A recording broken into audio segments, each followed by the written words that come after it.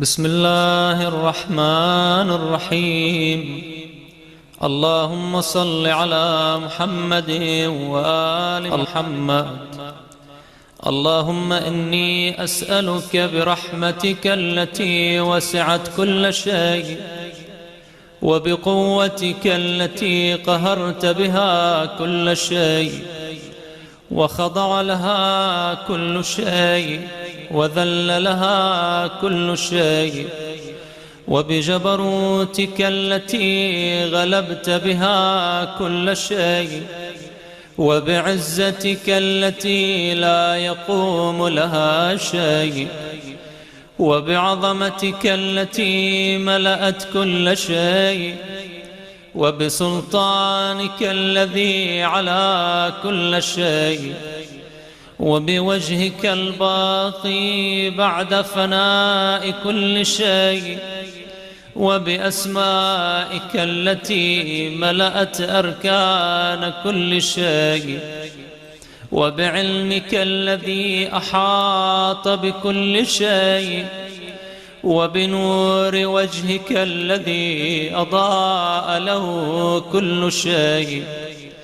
يا نور يا قدوس يا أول الأولين ويا آخر الآخرين، اللهم اغفر لي الذنوب التي تهتك العصام، اللهم اغفر لي الذنوب التي تنزل النقام، اللهم اغفر لي الذنوب التي تغير النعم، اللهم اغفر لي الذنوب التي تحبس الدعاء، اللهم اغفر لي الذنوب التي تنزل البلاء، اللهم اغفر لي كل ذنب أذنبته وكل خطيئة أخطأتها،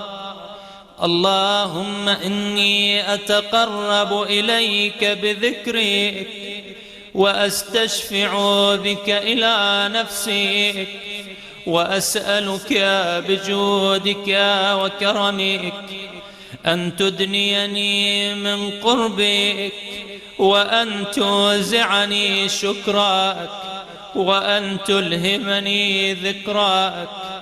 اللهم إني أسألك سؤال خاضع متذلل خاشع، أن تسامحني وترحمني وتجعلني بقسمك راضيا قانعا، وفي جميع الأحوال متواضعا.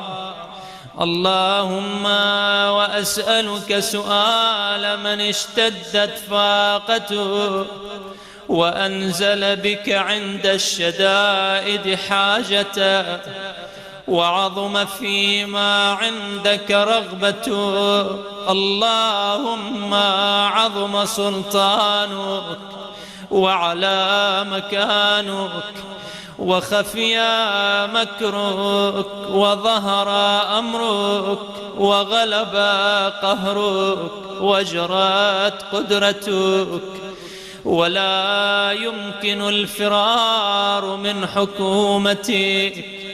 اللهم لا أجد لذنوبي غافرا ولا لقبائحي ساترا ولا لشيء من عمل القبيح بالحسن مبدلا غيرك. لا إله إلا أنت سبحانك وبحمدك ظلمت نفسي وتجرأت بجهلي وسكنت إلى قديم ذكرك لي ومنك علي. اللهم مولاي كم من قبيح سترت وكم من فادح من البلاء أقلت، وكم من عثار وقيت، وكم من مكروه دفعت، وكم من ثناء جميل لست أهلا له نشرت. اللهم عظم بلائي وأفرط بي سوء حالي، وقصرت بي أعمالي وقعدت بي أغلالي، وحبني عن نفعي بعد آمالي، وخدعتني الدنيا بغرورها ونفسي بخيانتها ومطالي يا سيدي. فأسألك بعزتك ألا يحجب عنك دعائي سوء عملي وفعالي، ولا تفضحني بخفي ما اطلعت عليه من سري، ولا تعاجلني بالعقوبة على ما عملته في خلواتي من سوء فعلي وإساءتي ودوام تفريطي وجهالتي وكثرة شهواتي وغفلتي. وكن اللهم بعزتك لي في الأحوال كلها رؤوفا، وعلي في جميع الأمور عطوفا. إلهي وربي من لي غيرك أسأله كشف ضري والنظر في أمري. إلهي ومولاي أجريت علي حكما اتبعت فيه هوى نفسي، ولم أحترس فيه من تزيين عدوي، فغرني بما أهوى وأسعده على ذلك القضاء، فتجاوزت بما جرى علي من ذلك بعض حدودك، وخالفت بعض أوامرك، فلك الحجة علي في جميع ذلك، ولا حجة لي فيما جرى علي في قضاؤك.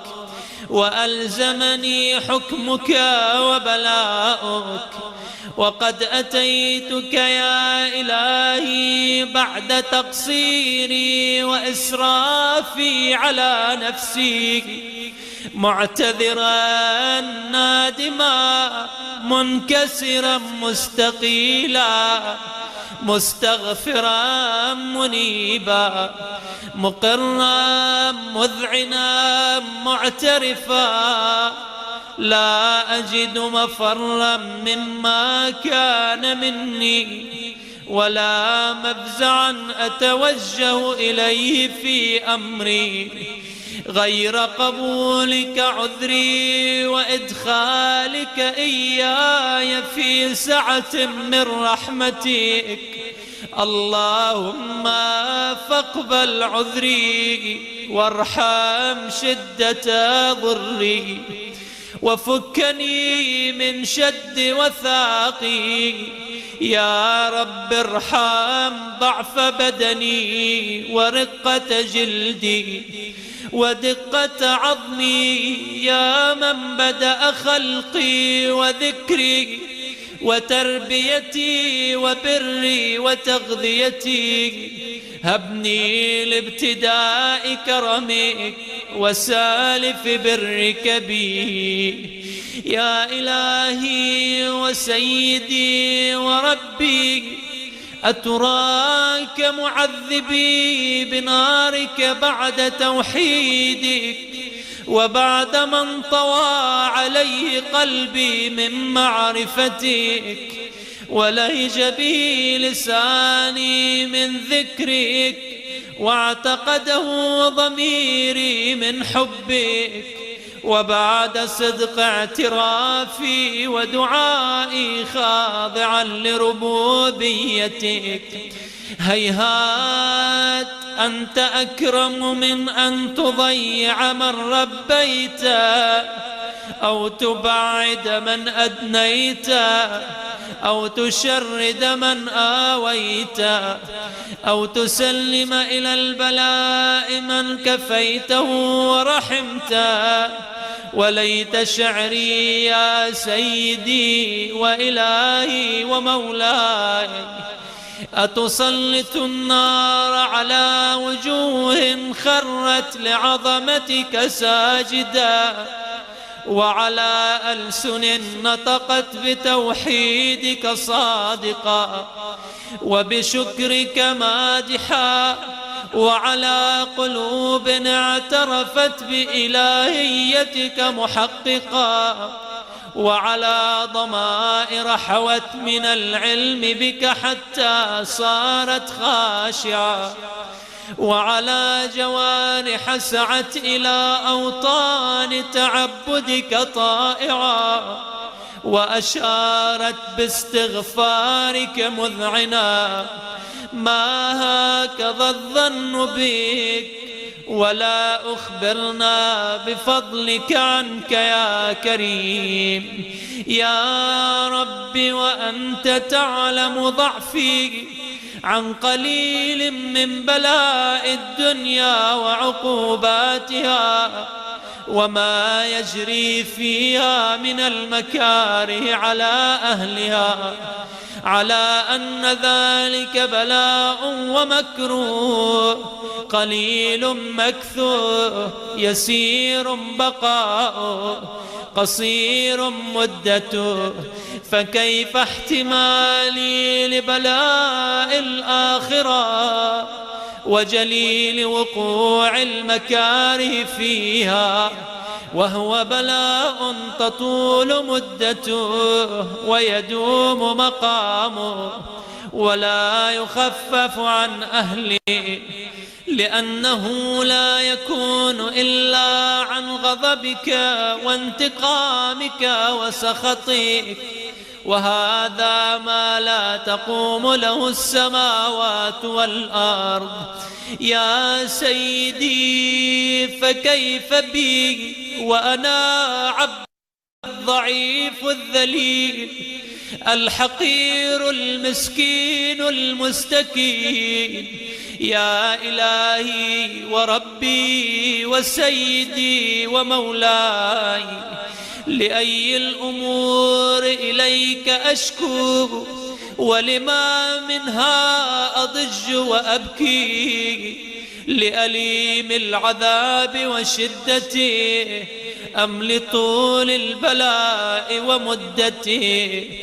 فلئن صيرتني للعقوبات مع أعدائك وجمعت بيني وبين أهل بلائك وفرقت بيني وبين أحبائك وأوليائك، فهبني يا إلهي وسيدي ومولاي وربي، صبرت على عذابك فكيف أصبر على فراقك، وهبني صبرت على حر نارك فكيف أصبر عن النظر إلى كرامتك، أم كيف أسكن في النار ورجائي عفوك؟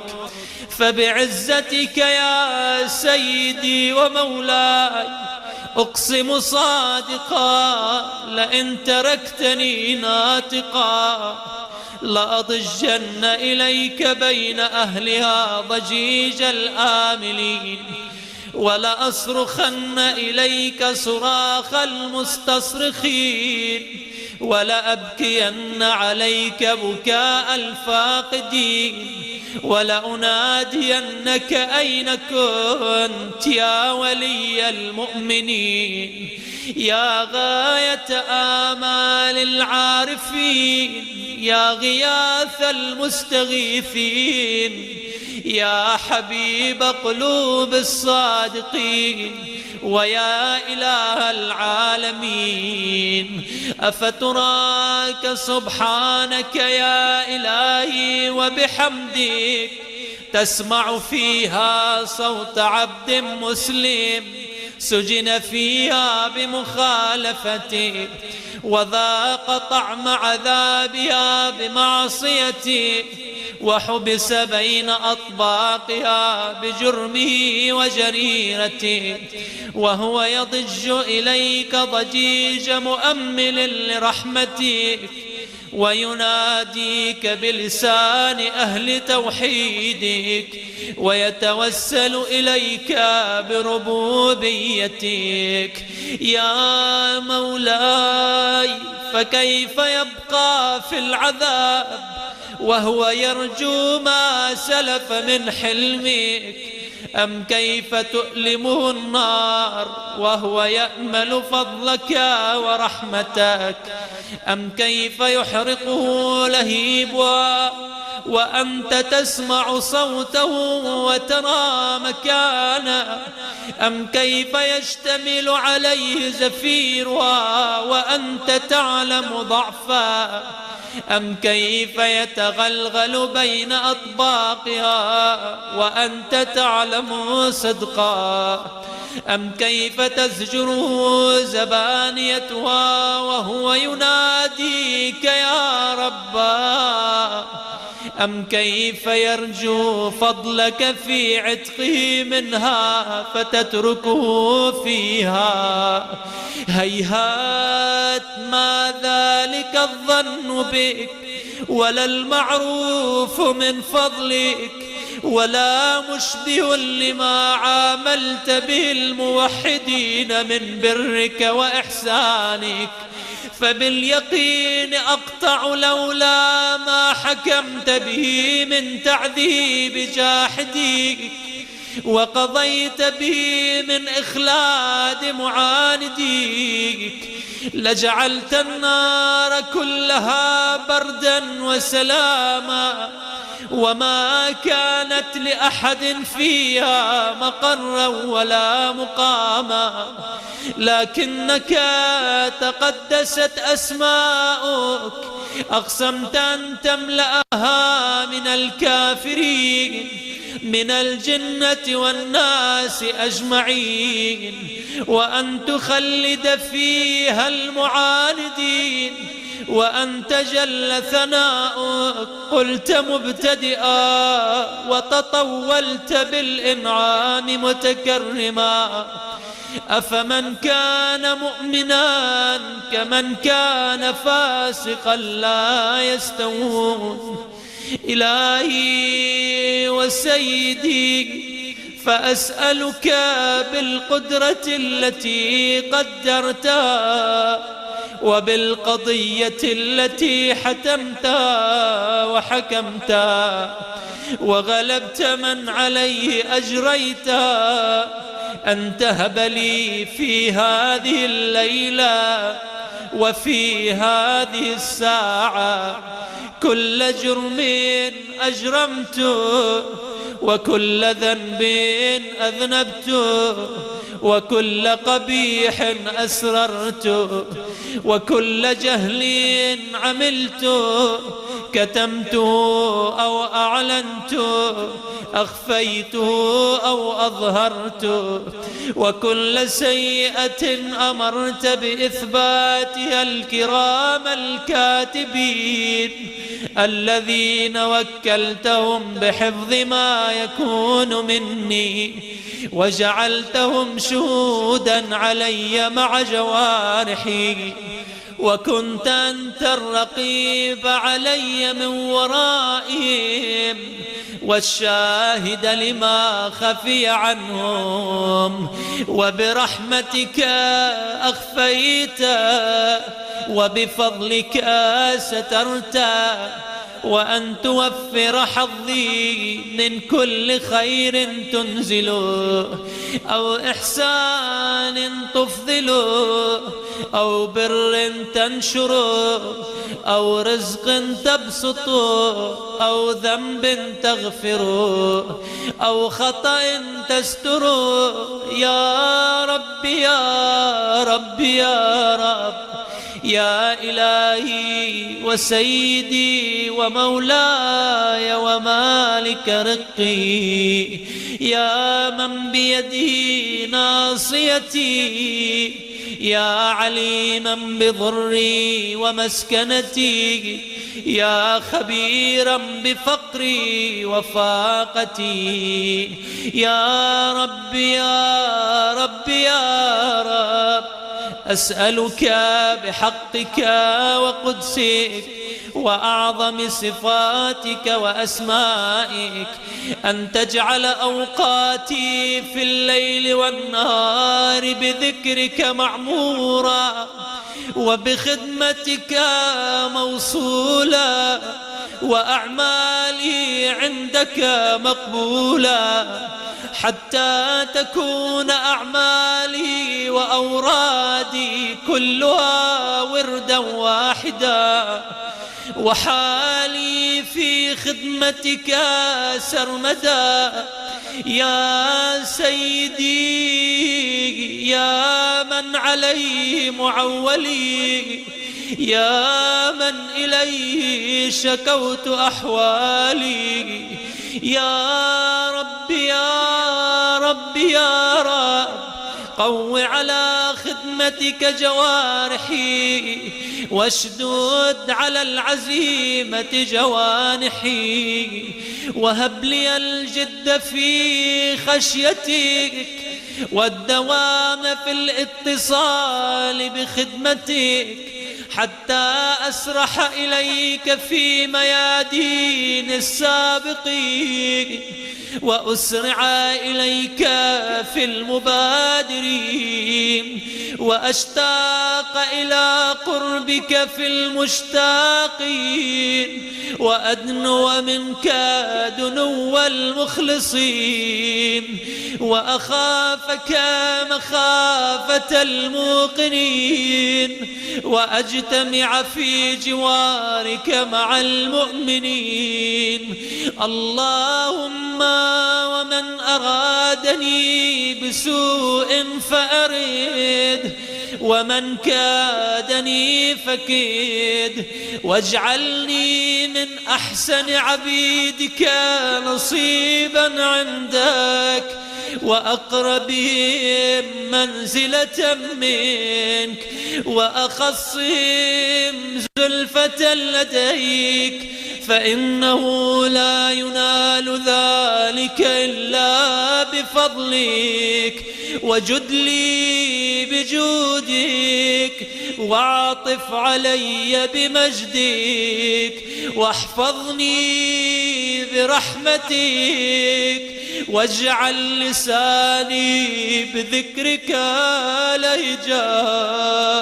وقلبي بحبك متيما ومن علي بحسن إجابتك وأقلني عثرتي واغفر لي زلتي فإنك قضيت على عبادك بعبادتك وأمرتهم بدعائك وضمنت لهم الإجابة فإليك يا ربي نصبت وجهي وإليك يا ربي مددت يدي فبعزتك استجب لي دعائي وبلغني مناي ولا تقطع من فضلك رجائي واكفني شر الجن والإنس من أعدائي يا سريع الرضا اغفر لمن لا يملك إلا الدعاء، فإنك فعال لما تشاء، يا من اسمه دواء وذكره شفاء وطاعته غناء. ارحم من رأس ماله الرجاء وسلاحه البكاء، يا سابغ النعم، يا دافع النقام، يا نور المستوحشين في الظلام، يا عالما لا يعلم. صل على محمد وآل محمد وافعل بما أنت أهله. وصلى الله على رسوله والأئمة الميامين من آله وسلم تسليما كثيرا.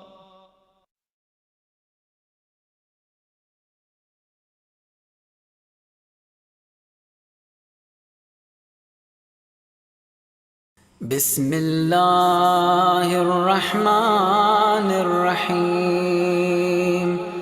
اللهم صل على محمد وآل محمد. اللهم إني أسألك برحمتك التي وسعت كل شيء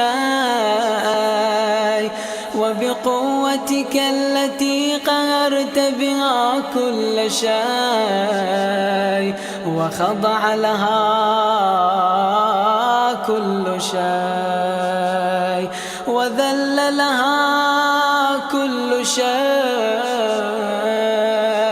وبجبروتك التي غلبت بها كل شيء، وبعزتك التي لا يقوم لها شيء، وبعظمتك التي ملأت كل شيء، وبسلطانك الذي على كل شيء، وبوجهك الباقي بعد فناء كل شيء، وبأسمائك التي ملأت أركان كل شيء، وبعلمك الذي أحاط بكل شيء، وبنور وجهك الذي أضاء له كل شيء. يا نور يا قدوس، يا نور يا قدوس، يا نور يا قدوس، يا أول الأولين ويا آخر الآخرين. اللهم اغفر لي الذنوب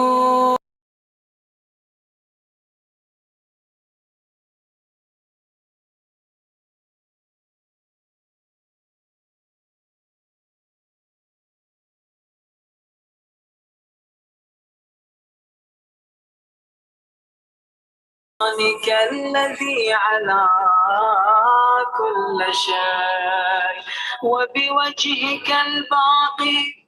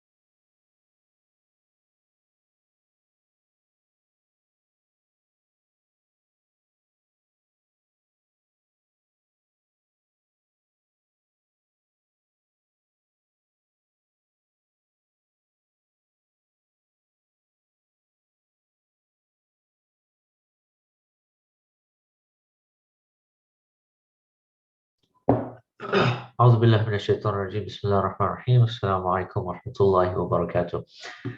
Inshallah, you all are doing well. Sorry for starting the program a little bit late today. As you all know, we are in the blessed months that come before the month of Ramadan, the months of Rajab and the month of Sha'ban. These are months where fasting is heavily recommended. There are plenty of wiladats as well as a few shahadats during these months. So inshallah, we'll do our best to observe as many of these programs as possible. Given today's weather, we are holding this program virtually, and we'll evaluate going forward how we will have programs. But obviously, due to the very cold weather this weekend, we're going to keep programs virtual. Inshallah, I'll get started with Quran. I don't think we have any poetry recitations for today, and then inshallah, Sheikh Jafar will speak on the Wilat, Imam Hadi alayhi salam, inshallah, Imam Bakar alayhi salam. أعوذ بالله من الشيطان الرجيم بسم الله الرحمن الرحيم القارعة ما القارعة وما أدراك ما القارعة يوم يكون الناس كالفراش المبثوث وتكون الجبال كالعهن المنفوش فأما من ثقلت موازينه فهو في عيشة راضية وأما من خفت موازينه فأمه هاوية وما أدراك ما هي نار حامية صدق الله العلي العظيم اللهم صل على محمد وآل محمد وعجل فرجهم.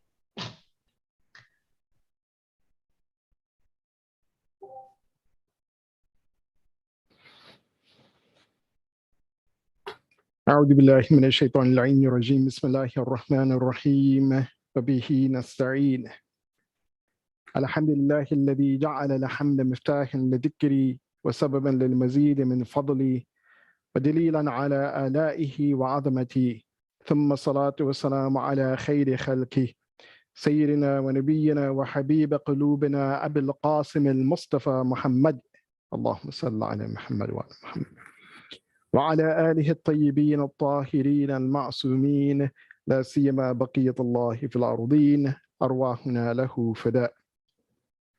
أما بعد فقد قال الله سبحانه وتعالى في كتابه الكريم بسم الله الرحمن الرحيم إن الذين توفاهم الملائكة ظالمي أنفسهم قالوا فيما كنتم قالوا كنا مستضعفين في الأرض قالوا ولم تكن أرض الله واسعة فتهاجروا فيها فأولئك مأواهم جهنم وساءت مصيرا صدق الله علي العظيم. Assalamu alaikum wa rahmatullahi wa barakatuh. Jamia mu'minin mu'minat. First and foremost, I congratulate all of you on the auspicious occasion which is upon us, and that is the birthday of Imam Bakir alayhi salatu wasalam, and also the auspicious month of Rajab, one of the three great months, one of the months in which we should be striving to gain closeness to Allah subhanahu wa ta'ala.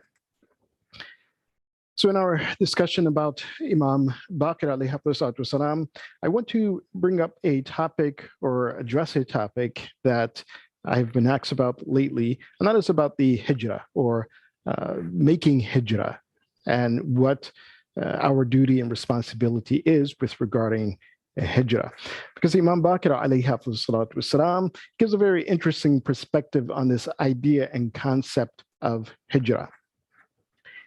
And those who would like to at least follow along and understand a little bit more about this topic, the verse I recited in the beginning is verse 97 of Surah An-Nisa.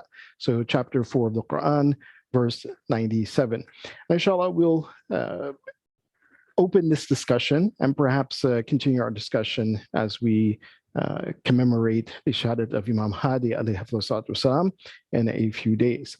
But verse 97 of Surah An-Nisa, it opens this dialogue, or Allah subhanahu wa ta'ala, He presents this dialogue between the angels and some individuals who failed to make hijrah with Rasulullah sallallahu alayhi wa sallam. And this is the hijrah from Mecca to Medina. In fact, those individuals, they stayed in Mecca, and then they came out of Mecca. This is the Sha'n Nuzul, or the historical context of this verse. So once they failed to make the hijrah, they stayed in Mecca. And when the polytheists came to fight the Muslims in the Battle of Badr, these individuals also came and they stood along with the mushrikeen, the polytheists of Mecca, and they fought against the Muslims. And so when these individuals, they passed away, of course, the Muslims, they had saw that, oh, these individuals, they were once with us and standing with us. Now they're standing against us. So Allah subhanahu wa ta'ala explains your state, that when the angels come and take their soul, the angels will ask that, what was the state? What state were you in? And they will respond that, oh, we were oppressed in the land, meaning that because they stayed in Mecca and they did not make the hijrah, they became oppressed and they were forced to fight against Rasulullah and the believers. And so therefore, Allah subhanahu wa ta'ala, He says that the angels will respond to that it was not Allah subhanahu wa ta'ala's earth vast, so that you can migrate and you can make hijrah and seek refuge in Allah subhanahu wa ta'ala. But because they did not, then their abode will be the hell, and their end would be evil destination.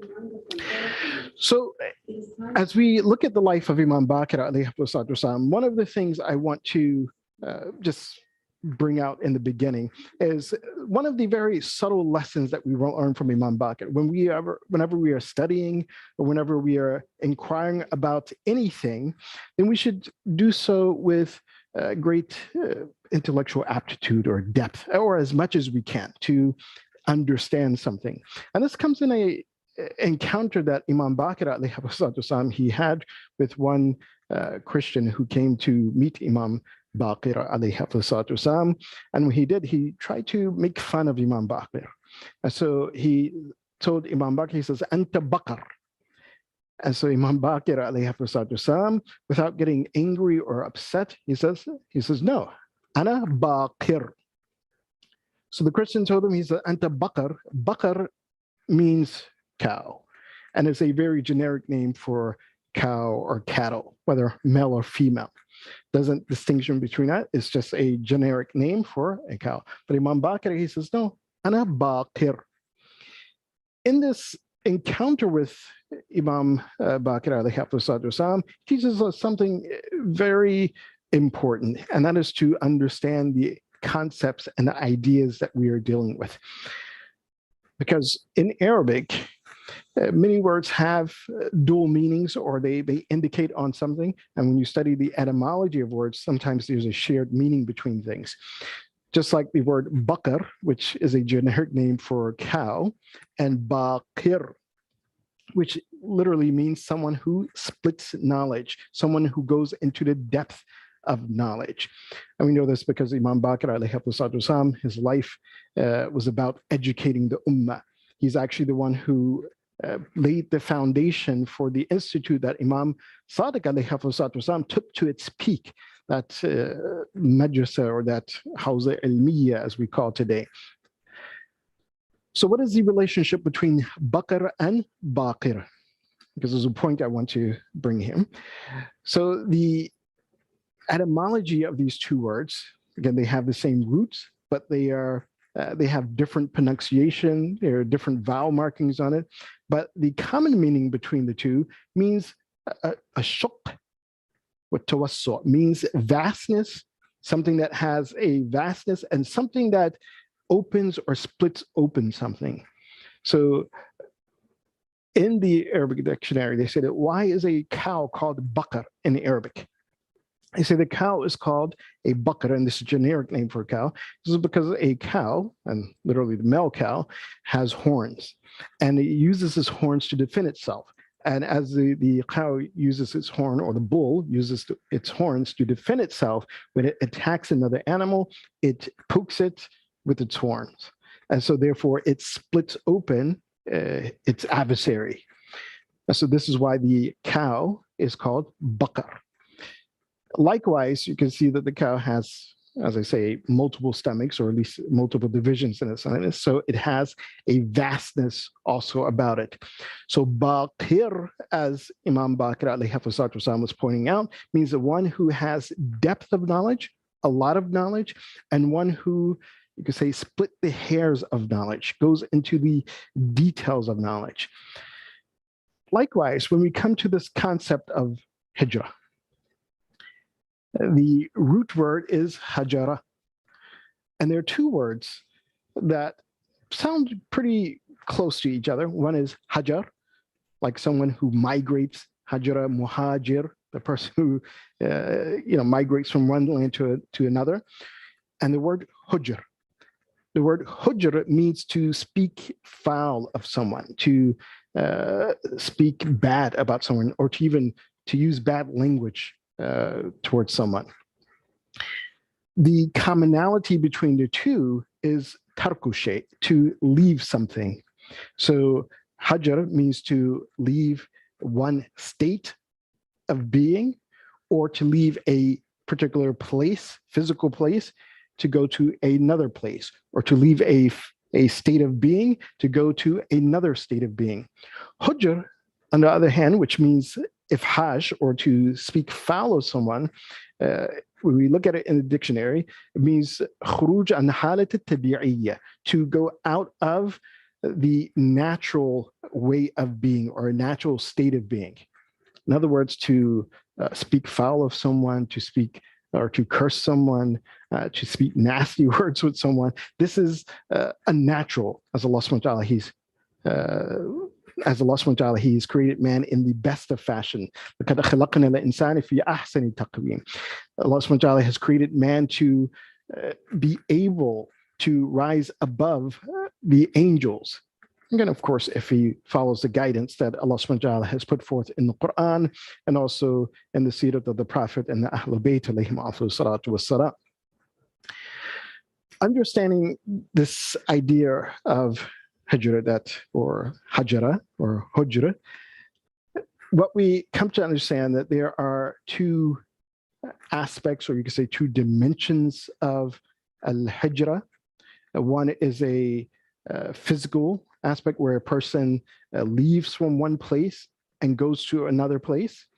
And then you have the ethical and spiritual migration, the hijra, which is a person leaves one state of being and goes to another state of being. And mashallah, this blessed month of Rajab, the blessed month of Sha'ban, and Ramadan, they're all designated for us to make that spiritual hijrah, to leave out of a state that we were in prior to entering into these blessed months, and leaving or ending these blessed months in a better state of being. So making that spiritual migration. And in fact, when we look at the purpose and the philosophy of hijrah in general, even if it's the physical hijrah that we're leaving from one place to another place, then the purpose of it and the philosophy of it is that spiritual hijrah. And this is something that comes in one of the, or actually several statements by Imam al-Bakir alayhi salatu wasalam. In one of those statements, Imam Bakr alayhi salatu wasalam, he says, Qala Rasulullah sallallahu alayhi wa alihi. And just one point about this on the side, that whenever Imam Bakr, he narrates something directly from Rasulullah, he doesn't give any narration. What he has stated to his companions, he says, if I say something like this, then know that I am stating this directly from Rasulullah, because it is something that his father told him, that Imam Zain al-Abidin alayhi told him. And his grandfather told his father, Imam Hussein told Imam Zain al-Abidin, who heard it, meaning Imam Hussein heard from Imam Ali alayhi wasallam, who heard from Rasulullah sallallahu alayhi wa sallam. So the Prophet of Allah, according to Imam Bakker, he said to his companions, "Ala unabbi'ukum bil mu'min haqqan." He says, "Do you want me to explain to you who is a true believer, a true mu'min?" And so he says, "Al-mu'min man i'tamanahu al-mu'minu ala amwalihim wa anfusihim." And this is a fairly familiar hadith, or at least this part of the hadith, where he says the believer is one who other believers, their wealth and their self, their personhood is safe from that person. Then the Prophet says, "Ala unabbi'ukum bil Muslim." He says, "Al-Muslim man salim al-mu'minun min lisanihi wa yadi." And that Muslim, that person who's a true Muslim, is that person who the believers are safe from his tongue and his hands, meaning that the Muslim is not someone who would use that foul language, to hujr, not use the foul language, or to curse or to speak bad of a believer, nor would the Muslim oppress a mu'min. Then the Prophet of Allah, and this is the point we want to make here, he says, "Wal muhajir," and this is in the same flow, that who is the muhajir? Haqqan.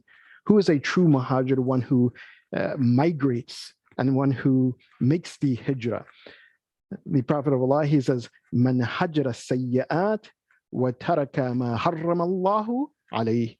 He says that person who is a true muhajir, the one who has truly made migration, is that person who has left from wickedness, left from evilness, and he has left all of that which Allah subhanahu wa ta'ala has made forbidden. In another similar hadith, Imam Ali alayhi wasallam, he states the same thing, that he says, perhaps you will have people who made hijrah, but they did not truly make hijrah. He's talking about some people who, yes, perhaps they left from Mecca to Medina. He says that they made hijrah physically, but they truly didn't make hijrah. Then Imam Ali, he says that person who truly made hijrah is that person who left and migrated from sins and disobedience of Allah subhanahu wa ta'ala and did not go back into disobedience of Allah subhanahu wa ta'ala. So that's with regards to part of the philosophy of hijrah, that it is a spiritual hijrah. And that means that a person must also move away from hujrah as well, to speak bad of people. And this is one of the things that unfortunately many people get caught up into. Many of us, we get caught up into it, that, you know, if someone says something to us, then we return that bad language or that bad talking. If someone yells at us, then we yell back at them. One of the well-known companions of Ahlul Bayt, well-known companions of Imam Bakker and also Imam Sadiq alayhi wasallam, by the name of Zurara. He narrates from Imam Bakker alayhi wasallam an incident about Imam Ali. So Imam Bakker was telling him about the life of Imam Ali, one of the practice and customs of Imam Ali. And this is also regarding this idea and concept of understanding hujr, what exactly is hujr, and that a person must also make hijrah, one must gravitate or migrate away from disobedience of Allah subhanahu wa ta'ala, migrate away from the state of being that they may be in into a better state. So Imam Bakker, he said it was the custom of Imam Ali, Amir al-Mu'mineen, Ali ibn Abi Talib, alayhi wasallam, that after he prayed Fajr to sit with the faqir and the masakin, those people who were poor and those who were destitute. And he would teach them, as according to the hadith, al-fiqh wal-Quran. In other words, and fiqh here doesn't necessarily mean just laws, that he would teach them about Islam. He would teach them the process of understanding, the process of thinking, the process of perceiving their deen, whether it's their aqaid, whether it has or related to their ahkam, their duties, their responsibilities. So Imam Ali alayhi wasallam, after Fajr, he would teach them this fiqh and the Quran. And so one of these mornings after Fajr, as Imam Ali, he taught the fiqh and the Quran, and he stood up to return home. Imam Bakr said, فَمَرَّ بِرَجُلٍ فَرَمَّاهُ بِكَلِمَةِ حَجْرٍ, or in some of the hadith, some of the narrations, بِكَلِمَةِ حُجْرٍ. So as he was leaving from the masjid, and this is in Kufa, this person, he looked at Imam Ali, turned to Imam Ali, and then he spoke foully to Imam Ali. He said some indecent words to Imam Ali, alayhi salatu wasalam. Imam Bakr didn't go into the details with regards to what was exactly said, but the reaction of Imam Ali alayhi salatu wasalam was that he returned back to the masjid. Again, it wasn't too far from the masjid. He had someone to call the adhan so that the believers would gather. And then Imam Ali, he gave this khutbah where he called the people, Ya ayyuhan nas, innahu laysa shay'un habba ila Allahi wa la a'amma naf'an min hilmi imamin wa fiqhi. He says that, oh people, he says, there's nothing more beloved to Allah subhanahu wa ta'ala and nothing more beneficial in general than the hilm of the imam, than the forbearance of the imam, or the leader, if you want to translate it in that way, in this particular hadith, wa fiqhi, and his understanding and his knowledge, that knowledge which he imparts to those who are under his guardianship. And he says, وَلَا شَيْءٌ أَبْغَضَ إِلَى اللَّهِ وَلَا عَمَّ ضَرَرًا مِنْ جَهْلِ إِمَامٍ وَخَرْقِ. And the Imam, he says, there's nothing more disliked and hated by Allah subhanahu wa ta'ala, and nothing that is more detrimental in general for everyone than the ignorance of the Imam, the ignorance of one who is in a position of leadership and the position that he is guiding others or trying to guide others. There's nothing more detrimental than his lack of knowledge or understanding, and his destructive actions. And then he says that that person who does not have his nafs in control, or is not aware of his nafs, man lam yakun lahu min nafsihi wa'idan, person who's just oblivious about his actions and what he's doing or what he's saying. And quite often this is what happens, that whenever we are speaking foul to someone, as Imam Ali alayhi salatu was spoken foul to by that individual. But again, we are not in control of ourselves. So Imam Ali alayhi salatu wasalam, he says that that person who doesn't have a grip on himself, lam yakun lahu min Allahi hafidhan, then Allah subhanahu wa ta'ala is not the person who is keeping him or her in check. It's not the person who is protecting that individual. I mean, and this is similar to one of those statements by Imam Ali alayhi salatu wasalam, where he says that he shows that some people, their tongue is in front of their heart, and others, the believer, his tongue is behind his heart. In other words, he thinks and reflects before he or she says something. He thinks and reflects about what is the repercussions of my actions. So as Imam Ali alayhi wasallam, he delivers this statement, and also says that look, a person, if he wants izzah, then it comes in humiliating oneself or humbling oneself before Allah subhanahu wa ta'ala. Dignity does not come from disobeying Allah subhanahu wa ta'ala.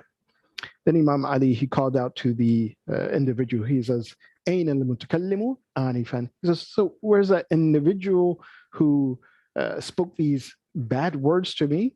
And particularly, according to the context of this hadith, he spoke this to Imam Ali because he was sitting with the poor. He was sitting with the poor. He's teaching the poor. He's teaching them the Quran.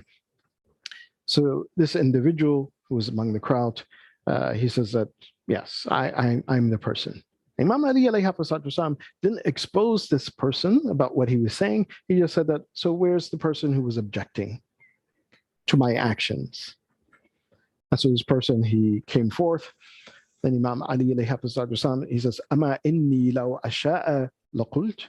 He says that, do I not have the prerogative to, again, return the type of language that you use towards me? Do I not have that willpower that I can do the same? So And here Imam Ali alayhi wasallam, he's teaching us a great lesson that no, I'm not going to address you the way you address me. And this individual, he says, oh, ta'fu, he says, yes, you could do that. You have the prerogative, you have the willpower. You're able to address me in the same fashion that I address you. Or you can forgive and forget. أو تعفو وتصفحوا وأنت أهل لذلك. And he says to Imam Ali, he says, and you are among those individuals who are like that. So Imam Ali, he says, عفوت وصفحت. He says, I forgive and I have forgotten. The moral of this story, as Imam Bakar alayhi salatu wasalam, he tells Zurara, he says that Imam Ali alayhi salatu wasalam was teaching this individual, again, the qualities of leadership, because this is something that is very important at that time. And this is why Imam Ali alayhi salatu wasalam himself, he made hijrah from Medina to Kufa. Kufa was on the outskirts of the Muslim world at that time.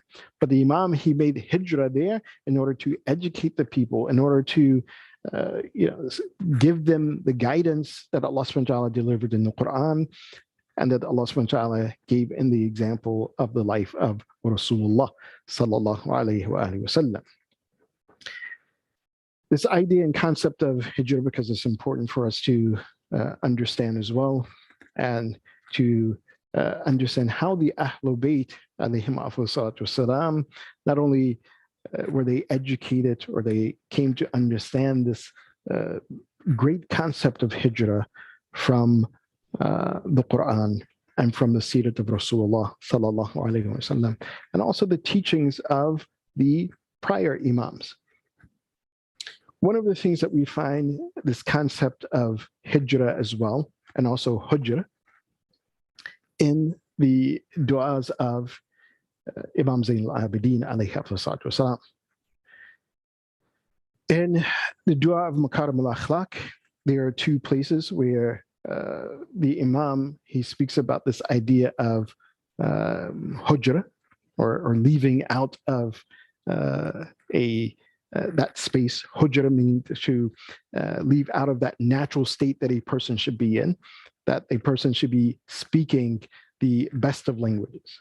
As we see in the Quran as well, when Allah subhanahu wa ta'ala, he sends Fir'aun, when he sends Musa and Harun to Fir'aun, he tells Musa and Harun how to speak to this tyrant. He says, قُولَا لَهُ قَوْلًا لَيِّنًا. He says that, yes, although Fir'aun is a tyrant, although Fir'aun is oppressing people, speak to him in the best of manners and the most kindest of ways.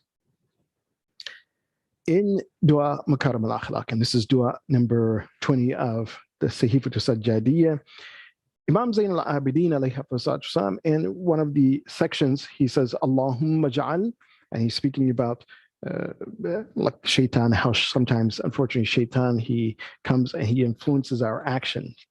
He says, Allahumma ja'al ma ajra ala lisani min lafdati fuhshin aw hujrin. Says that, oh Allah, that statement, those words, those negative words and things that cross upon my tongue, that shaitan, he brings up to my tongue, from fuhshin. Fuhsh means bad language. وحجر, also bad language.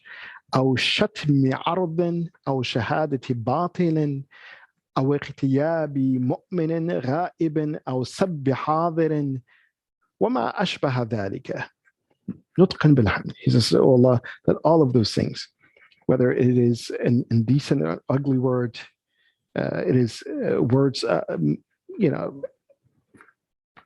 speaking bad about someone, if it is a false testimony, or speaking or doing riba, to backbite someone, to reveal something about a person that they didn't want people to know. He says, oh Allah, if shaitan, if he comes at me in this way, he says, then make that speech of mine In other words, change that speech of mine, change that negativity that may come off of my tongue, to yell at someone, to speak foul to someone, to speak bad towards someone. Allah, change that into what? Nutqan bilhamdillah. Change it into a speech where it is praising you, Allah subhanahu wa ta'ala. وَإِغْرَاقًا فِي الثَّنَاءِ عَلَيْكَ. And change it, O Allah, into praise of you, where I'm utilizing you, where I'm وَذَهَابًا فِي تَمْجِيدِكَ. And Allah, change that into a language which I am exalting you, Allah. وَشُكْرًا لِنِعْمَتِكَ. And thanking you and giving you thanks for your favors. وَإِعْتِرَافًا بِإِحْسَانِكَ. Change that negativity in my speech and my language to a language where I'm acknowledging your greatness and your kindness towards me. وَإِحْسَاءٍ مَنَنِكَ. And where I am also enumerating and counting your favors upon me. So this is you could say a hijrah, a spiritual and an ethical hijrah from one state to another. To understand that, yes, when we speak to people, that instead of inviting them towards faith and iman and our deen and our way of life, sometimes we repel them. It is very important to make that spiritual hijrah. It is very important to make that ethical hijrah and how we speak to others. The second place in the Dua Makarim al-Akhlaq of Imam Zain al-Abidin alayhi salatu wasalam, where he speaks about this idea and concept of hijrah as well. He asks Allah subhanahu wa ta'ala, وَسَدِّدْنِي لَأَنَّ أَجْزِيَ مَنْ هَجَرَنِي بِالْبِرِّ. So he asks Allah subhanahu wa ta'ala that, oh Allah, point me in a direction whereby I repay that individual who separates from me with goodness. In order to understand this, what exactly is meant? According to some of the commentators of the Sayfatul Sajjadiyya, they kind of indicate that, well, a person may have left from you, hajarani bilbir, that they left in order to go towards what is good, because perhaps when they were with you, they were not being treated right, or they were not being spoken to in the best of manners. So then they left, and therefore it was a lesson. That make that, oh Allah, a lesson for me to understand that I need to correct my actions. But the other understanding is perhaps a little bit more, you could say, solid or correct. So Allah, point me in the directions of this manner. Ajziya man hajarani bil birr. That I repay that person who has left from me, who has abandoned me. Hajara means to be abandoned as well. As Allah subhanahu wa ta'ala, or as the Prophet of Allah, sallallahu alayhi wa sallam, he speaks about the Quran. He says that the Quran will complain on Yawm al-Qiyamah that it is mahjur, from the same root, hajra, that the Quran is mahjur, that the Quran has been abandoned, that the Quran, that yes, we have the Quran, but we are not acting or living by that Quran. So the Quran will say it is mahjur, nor are we reading that Quran. So this dua of Imam Zain al-Abidin says that that person who has abandoned me, that person who has left me, that I shouldn't repay him with the same actions that, oh, well, this person left and I don't try to make any connections with that individual. But no, I should reconnect with that person, so I am repaying his abandonment with bir. I am being more kind, or in other words, we are taking the higher road, as it is often stated. Another place where we find Imam Zain al-Abidin alayhi salatu wasalam speaking about this idea and concept of hijrah is in the dua that the Imam makes for the followers of Rasulullah sallallahu alayhi wa sallam. In other words, the companions of Rasulullah. And when we read from the beginning of a hadith, these companions that he's speaking about are definitely those companions who lived during the time of Rasulullah, and they saw the Rasulullah, and they were right there living with Rasulullah. And it extends beyond that to those who are following the path of Rasulullah sallallahu alayhi wa sallam. And this is a very beautiful dua. It is dua number 4. And we should remember this dua as well when anyone says that, oh, the Shia, they don't like the companions of Rasulullah, or they curse the companions of Rasulullah. This is the dua that is taught to us by Imam Zain al-Abidin alayhi wasallam with regards to the companions of Rasulullah, and with regards to those individuals who are the true companions of Rasulullah. Again, as we go back to the words of Rasulullah, or even the words of Imam Ali alayhi wasallam, yes, not everyone who made hijrah made the true hijrah. The hijrah was not simply changing your geographical location, but the purpose of that hijrah was changing one's state of being. Sometimes to change your state of being, you may have to change your location physically. So in Dua 4 of Sayfatul Sajjadiyya, Imam Zain al-Abidin, and one of the parts of the dua, he states, Allahumma wa ashabu Muhammadin khasatan. So he says that, oh Allah, specifically the companions of the Prophet Muhammad. In other words, this dua and this praise and this request from you is specific for those individuals who are the companions, the ashab Rasulullah, ashab Muhammadin sallallahu alayhi wa sallam. And Imam Zain al-Abidin, he gives some of the qualities of them. And among those qualities, he says, وَالَّذِينَ حَجَرَتْهُمُ الْعَشَائِرِ إِذْ تَعَلَّقُوا بِأُرْوَتِي. He says, and specifically those individuals who made hijrah with Rasulullah, who made hijrah by leaving and abandoning their family. They left their wives, or they left their children. In some cases, they left their parents. So, oh Allah, have a special favor for these individuals because they left all of this. And why did they leave all of this? إِذْ تَعَلَّقُوا بِأُرْوَتِي, in order to hold fast to the rope of Rasulullah sallallahu alaihi wasallam, in order to hold fast to the seerat of Rasulullah sallallahu alaihi wasallam. Again, we know the history of Islam and why the believers, they made hijrah. The first hijrah to Abyssinia, and then the second hijrah to Medina. It's because the believers, they were under pressure. Their lives were in danger. Their iman and their deen was in danger. And so therefore, this is why they made that hijrah. Those individuals who failed to make the hijrah, as verse 97 of Surah An-Nisa, it states that when they succumbed and they capitulated to the pressure of the mushrikeen and left iman, they left their faith in Allah subhanahu wa ta'ala. They left their faith in Rasulullah sallallahu alaihi wasallam, and then they died upon that. And those individuals, that their path is towards Jahannam, that they do not have salvation. So that hijrah, Allah, Imam Zain al-Abidin alayhi wasallam, is asking Allah subhanahu wa ta'ala have a special favor for them. In the same dua number 4 of Sayfatul Sajjadiyya, Imam, he also states, وَاشْكُرْهُمْ عَلَى حَجْرِهِمْ فِيكَ دِيَارَ قَوْمِهِمْ وَخُرُوجِهِمْ مِنْ سِعَةِ الْمَعَاشِ إِلَى ضَيْقِ. And Allah subhanahu wa ta'ala show them gratefulness, show them gratitude. In other words, Allah bless them. This is the shukr from Allah subhanahu wa ta'ala upon his creation.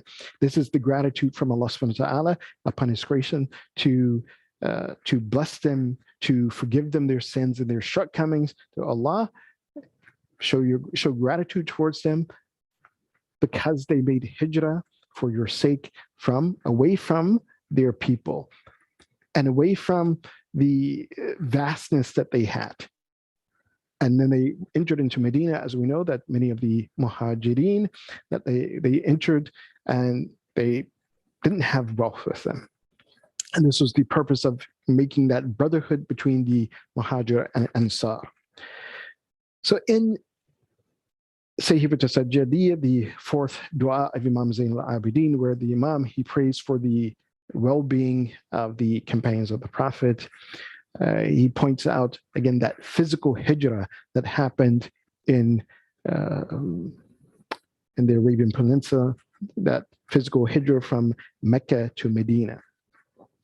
And here I want to kind of hone in on this idea and this concept that what the philosophy of that hijrah was. Just to emphasize that, and inshallah we'll speak about the hijrah a little bit more later, as long as we have this idea and this concept of the hijrah down. That the hijrah is mainly about migrating or coming out of one state of being into a better state of being. That hijrah, the purpose of the hijrah, whether it be the hijrah from Medina to Mecca, is in order to protect one's faith and iman.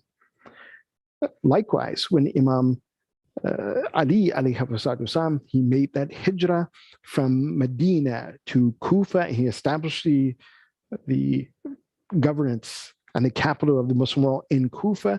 It was also to safeguard Islam and the iman of the people who were in Kufa. Was it? Of course, his iman was intact, but the iman of those who were in Kufa at the time, because they were not taught their deen as they should have been taught. So Imam Ali alayhi salam, and he mentions this, that he went to Kufa in order to teach the Quran, in order to teach the people their deen. So that physical hijrah, the purpose of it is hifdul iman. So protect one's iman and one's faith. Verse 97 shows that those individuals who neglected the hijrah and their iman became weak because of that, again, they failed to live up to their duty and responsibility that they were supposed to do, and that is to protect their iman. So hijrah was incumbent upon them to protect their iman. Another example of hijrah that we see during the time of Rasulullah sallallahu alaihi wasallam is in Surah Mumtahana, and this is chapter 60 of the Quran. And just very briefly, the story where the woman, she became a mu'mina, she embraced Islam, and this is after the hijrah of Rasulullah sallallahu alaihi wasallam. She was in Mecca, she embraced the deen, and then she fled from Mecca to Medina. And so this Surah Mumtahana is about that, where she came in and Allah subhanahu wa ta'ala says to test her iman, and Allah subhanahu wa ta'ala knows the state of everyone's iman, test her, and if she is truly a mu'mina, then you give her refuge in Medina and do not return her back to Mecca. And this is because there was a peace treaty between the Prophet and the mushrikeen of Mecca, and the peace treaty, and this is where we see the Prophet is very precise, as all of the Ahlul Bayt alayhim were very precise.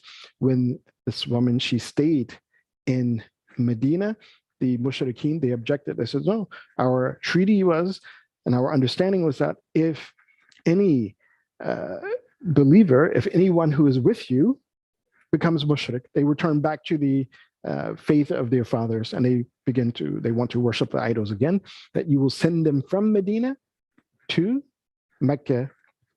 And if any man becomes Muslim in Mecca, then he stays in Mecca. You don't send him. We won't send him to Medina. This was the agreement. And so Rasulullah sallallahu alaihi wasallam, he says, yes, and we are abiding by them. This is because our agreement was that any man who becomes Muslim, he stays in Mecca, and he does not come to Medina. And any man or any person who became mushrik in Medina, returned back to their previous religion, then yes, we will send them to Mecca. So this was an agreement, but it was not a violation of the agreement, because it was about any man who became Muslim after the hijrah, that he would not be sent to Medina. And there's an example of this. There was an individual by the name of Karaz ibn Jabir ibn Hasal, or as some of the narrations state, or how they write it, saying Ibn Husayl. So Karaz ibn Jabir, as he's often called, that he's a person who met Rasulullah sallallahu alaihi wasallam outside of Medina. So Karaz was traveling outside of Mecca.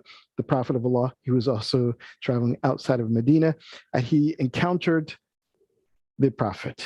So Karaz encountered the Prophet, and he became Muslim. And he went back to Medina, Mecca, and he lived in Mecca as a Muslim. And he was not among those individuals who were pressured and who succumbed to the pressures of the mushrikeen to fight against the Muslims, not in the Battle of Badr, not in Uhud. No, he didn't fight against them. So, and in fact, even according to what we see in the historical narrations, they said that when he became Muslim, hasuna islamuhu. So in other words, he became Muslim, he became a strong Muslim, and he lived among the mushrikeen with the greatest of Iman. Karaz ibn Jabir, as I stated, that he was actually martyred in the 8th of Hijri, on the day of the conquest of Mecca, day of Fath Mecca.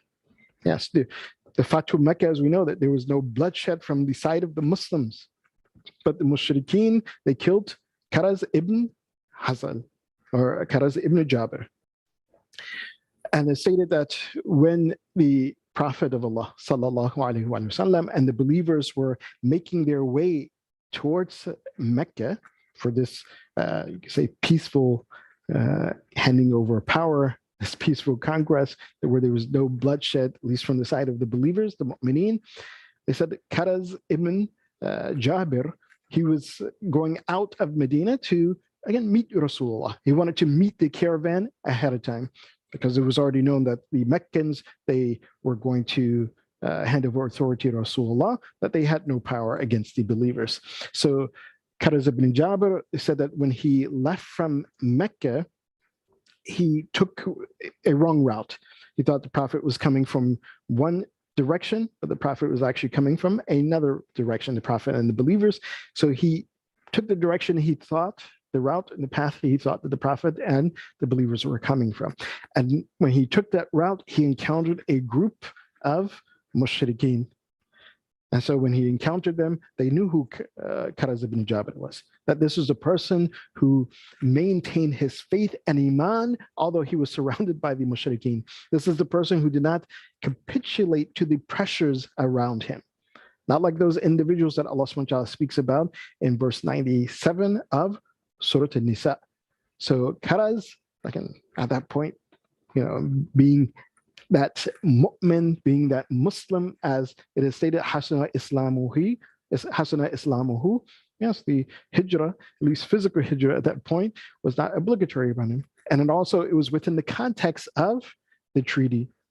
And not only that, perhaps, again, more research will be needed to be made on this, but perhaps with his presence there, that anyone else who became Muslim after the hijrah, anyone else who perhaps began to down, that he was perhaps a model for them to see that, oh, this individual, he is living like we are living among the mushrikeen, but his Iman is strong.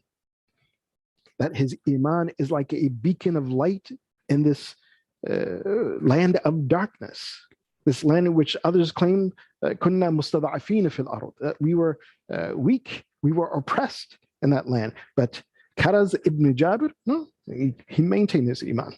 He was among those individuals that Allah subhanahu wa ta'ala perhaps is pointing out in verse 100 of Surah An-Nisa, where Allah subhanahu wa ta'ala says, من يخرج من بيته مهاجرا إلى الله ورسوله ثم يدركه الموت فقد وقع أجره على الله. Allah subhanahu wa ta'ala says that individual who leaves from his home, muhajiran ilallah, and inshallah we'll come back later and speak about this particular concept, that when muhajiran or hijrah is used with an objective, muhajiran ilallah, so he is making hijrah towards Allah subhanahu wa ta'ala and towards Rasulullah. So that person who makes that hijrah towards Allah and Rasulullah, ثُمَّ يُدْرِكُهُ الْمَوْتِ, and then he dies before he encounters Allah. He's on that path of learning and educating himself, on that path towards Allah subhanahu wa ta'ala, on that path towards Rasulullah sallallahu alayhi wa sallam, making that hijrah, and he dies. فَقَدْ وَقَعَ أَجْرُهُ عَلَى اللَّهِ. Allah subhanahu wa ta'ala says that person's reward is upon us. We will grant that person reward. So inshallah, hopefully this idea or concept of hijrah is at least clear from a conceptual point of view, that hijrah, whether it be a physical hijrah from one place to another, the philosophy of that is to make that spiritual and ethical hijrah from one state of being that may not be on the that ahsan taqweem that Allah subhanahu wa ta'ala has created us upon, that to have that khuluqan azim as we see it in Rasulullah sallallahu alaihi wasallam. So making a hijrah, a migration from a lower form of ourselves to a higher form of ourselves, a more spiritual form of ourselves, a more ethical form of ourselves. That this is what is intended by the hijrah. And that also means that when a person makes hijrah, it is with the purpose also of protecting their deen, their iman, their faith, and their connection to Allah subhanahu wa ta'ala, their connection to the path of Muhammad wa ali Muhammad alayhim salatu wasalam. And I pray that Allah subhanahu wa ta'ala continues to guide us by the wisdom of his Quran and by the wisdom of the Prophet and his Ahlul Bayt alayhim salatu wasalam. We ask Allah subhanahu wa ta'ala to forgive our sins, to cover our shortcomings. We ask Allah subhanahu wa ta'ala to grant us our needs. We ask Allah subhanahu wa ta'ala to cure those who are ill among our friends and family members. We ask Allah subhanahu wa ta'ala to have mercy upon our deceased ones. We ask Allah subhanahu wa ta'ala to hasten the reappearance of Imam Zaman and make us among his helpers and his companions and those who sacrifice their lives for him. Bismillahir Rahmanir Rahim. Allahumma ighfir dhunubana wastur uyubana waqdi hawaijana washfi maradana وارحم أمواتنا وعجل فرج مولانا صاحب العصر والزمان واجعلنا من أعوانه وأنصاره والمستشهدين بين يديه وتحت لوائه بحق محمد وآله الطاهرين. السلام عليكم ورحمة الله وبركاته. Thank you, Sheikh. Inshallah, as you guys pay attention to the announcements on the WhatsApp groups, we do have Salatul Jummah tomorrow. However, given the weather conditions, we'll make an announcement for tomorrow as to whether or not that will be in person. So please pay attention to the announcements. And then same thing applies for program on Saturday and Monday, inshallah, for the Shahadat and the Walad Imam Naqi alayhi salam. So inshallah, thank you all for those that tuned in, and Jummah Mubarak, and we will see you all soon, inshallah.